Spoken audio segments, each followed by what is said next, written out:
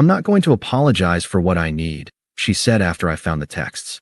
I silently packed my bags. Her new man is a cheating, abusive monster. Hey viewers, before we move on to the video, please make sure to subscribe to the channel and hit the like button if you want to see more stories like this. Thanks. My name is James, and I thought I had everything figured out. For 3 years, I was with Qley. When we met, she was this firecracker, spontaneous, a little chaotic, but full of life. I was the grounded one, the planner. I worked a solid, stable job in finance, not because I loved it, but because it was the smart move. It was the way to buy a house, to have a future, to build something real. While all her friends were chasing influencer careers and living on credit cards, I was quietly building a foundation. I wasn't just working for myself, I was working for us. I saw us as a team, a future. A year ago, I even turned down a promotion that would have put me on a fast track to a senior position because it would have required a temporary move to another city, and Qley didn't want to be long distance. So I stayed. I chose her over my career without a second thought, because I genuinely believed we were on the same page. She talked about our future like it was a certainty. I was all in. The past few months, though, something felt off. It was subtle at first.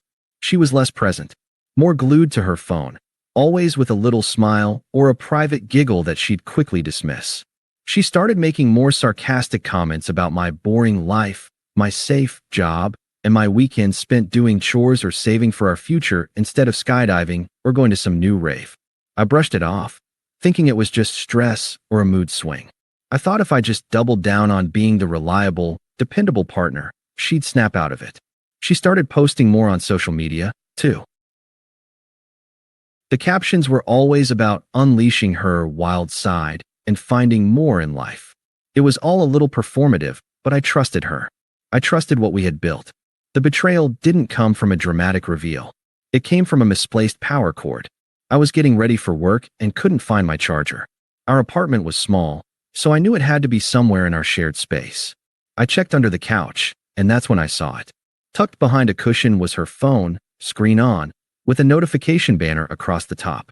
It was from a guy named Brandon, someone I'd only ever heard her mention in passing.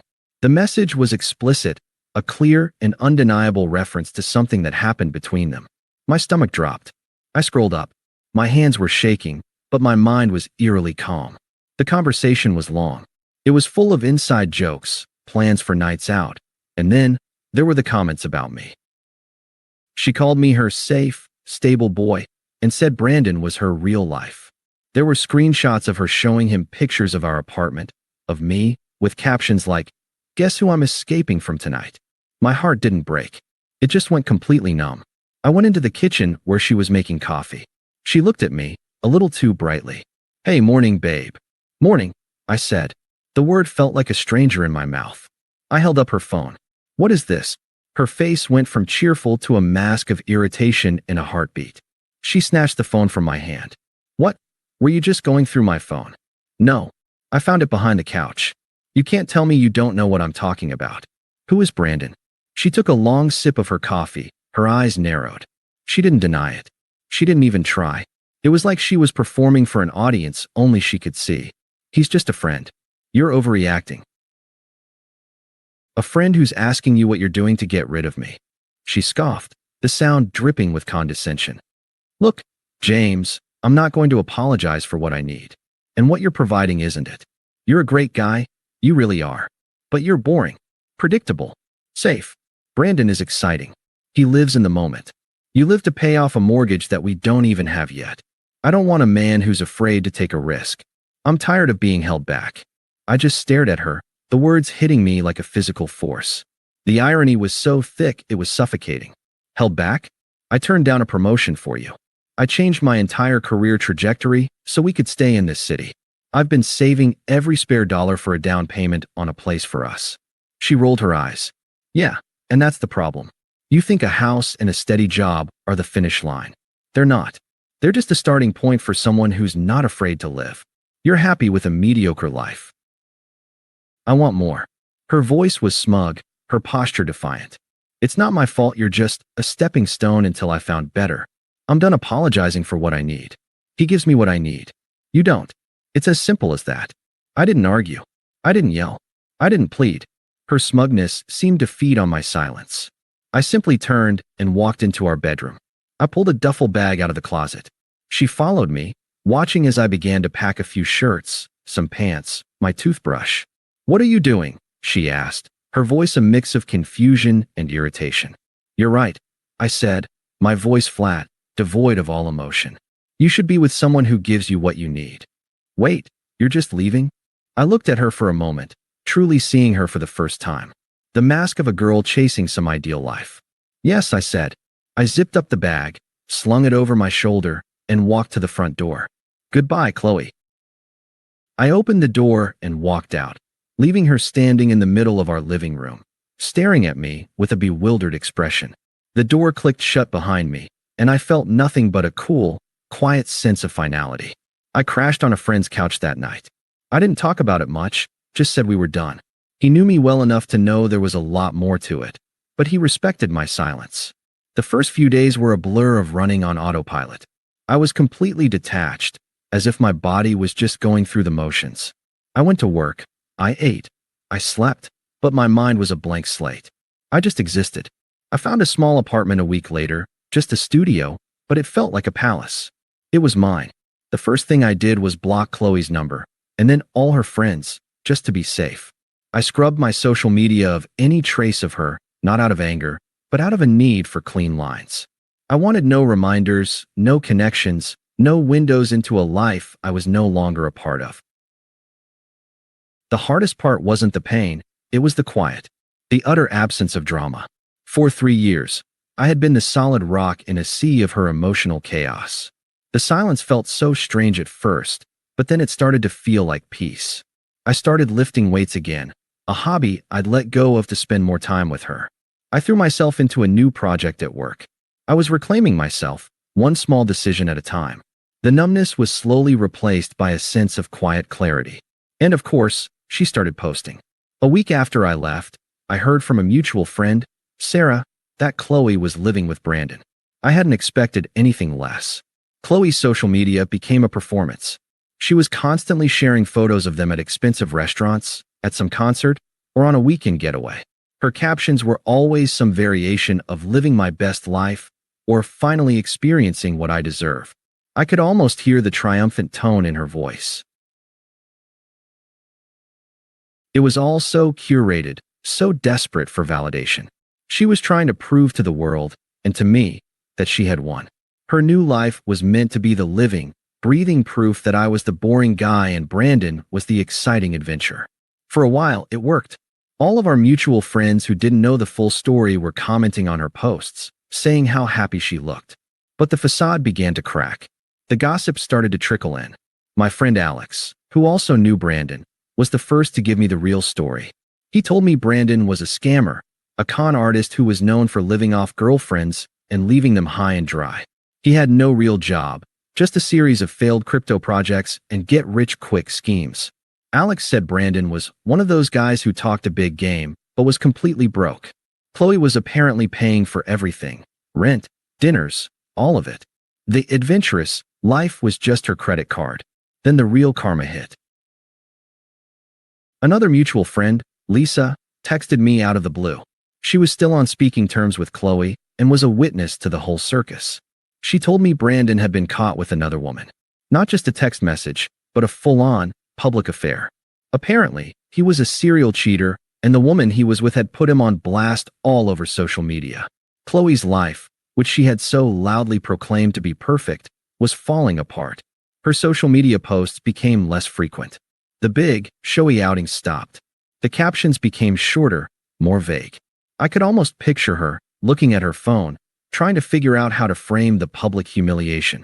Lisa told me Qley was a mess, crying all the time, fighting constantly with Brandon, who was reportedly verbally abusive. The adventure had turned into a nightmare. Her friends were sick of the drama and were starting to pull away. The people who had cheered her on were now tired of defending her. She had left me for a real life, only to find herself living a real disaster. And that's when my phone started to buzz with a new number. The text began a few weeks after she and Brandon had their public meltdown. I didn't recognize the number, and my phone's spam filter sent it right to a separate folder. The first message was short. Hey, it's Qley. Can we talk? I didn't respond. Then came the next one, more pleading. I made a huge mistake, James. I'm so sorry. Please, just talk to me. The messages became more frequent, more desperate. She started sending long paragraphs about how she had found herself and how she now understood what was important. She even tried to guilt me, saying, "You were the only one who ever truly cared about me." I never replied. I just deleted them. Then the friends and family came. I got a text from her older sister, a woman I had always found a bit cold and entitled. James, please, just call her. She's in a bad place, and you're the only person she'll listen to. I know you're a good guy. I got a similar message from her best friend. You're being so cruel, James. She's learned her lesson. You need to be the bigger person here. It was pure hypocrisy. These were the same people who had enabled her behavior, who had laughed at her comments about my boring life. Now they wanted me to ride in on a white horse to save their toxic friend from the consequences of her own actions. I blocked every single one of them without a second thought. The final confrontation happened on a Saturday afternoon. I had just finished moving into my new place, a small, two-bedroom condo in a nicer part of town that I had secured a great deal on. My friends and a few coworkers were there, helping me set up furniture, and we were ordering pizza and just hanging out. The air was filled with laughter and good energy. I had never felt more at peace, more in control of my own life. As I was getting my keys to let the pizza delivery guy in, I saw a familiar car pull up outside my building. My stomach didn't drop. My heart didn't race. It was just an annoyance, like a fly buzzing in my ear. Qley stepped out of the car, looking tired and pale. Her hair was messy, and she wasn't wearing the designer clothes she used to flaunt. She looked small. She walked up to me, her eyes darting between me and the people laughing behind me. James, she said, her voice soft and shaky. It was a complete reversal from her smug condescension.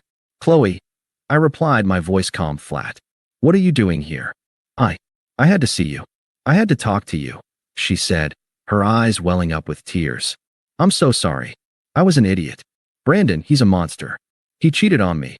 He stole my money. He said some horrible things. Everything he promised was a lie. I realized I made a huge mistake leaving you. You were the only one who was ever real. The tears started to fall, and she was doing a good job of looking completely broken. A few months ago, this would have wrecked me. It would have made me feel sorry for her. But now, it felt like an act. An ill-rehearsed performance. You said you weren't going to apologize for what you need, I said, my voice steady, my eyes fixed on hers. I didn't say it with anger or a smirk. I said it like a simple fact. She flinched. I know, but I was wrong. I was so wrong. I miss you so much, James. I miss our life. The real, stable life you were building for us. And you said I was just a stepping stone until you found better. I continued, ignoring her plea. I remember that. You were right. Her face went blank. The tears stopped. What are you talking about? You were a stepping stone for me too, I said. You were a part of my life, but you were never the whole story. You taught me a valuable lesson. You taught me that my worth isn't in what I can provide for someone else, and that the only person who can hold me back is me. You gave me the push I needed to chase the life I deserve. I got that promotion I turned down for you. I bought this place on my own. I have my own happiness now. I gestured to the open door behind me, the sound of laughter spilling out. This is the life I've built. She looked at me, then at the door, her eyes wide with a mix of shock and dawning horror. She saw a life she had no part in, and she knew she had no one to blame but herself. Her face twisted with anger. The mask of a damsel in distress fell away. So that's it. After everything, that's all you have to say? You're just going to turn your back on me, she hissed. I just smiled, a real, genuine smile. I've already moved on, Qley. I don't think about you. You're not part of my life anymore. This is not your problem, and it's certainly not mine. Goodbye. I stepped back inside my condo, letting the door close quietly but definitively. I didn't even turn to see if she was still there. I didn't need to. I knew she was irrelevant. I was home, and she was on the outside looking in. The silence was back, but this time it was a symphony. Thanks for watching. Make sure to subscribe to the channel and hit the like button. What do you think about this story? Share it in the comments.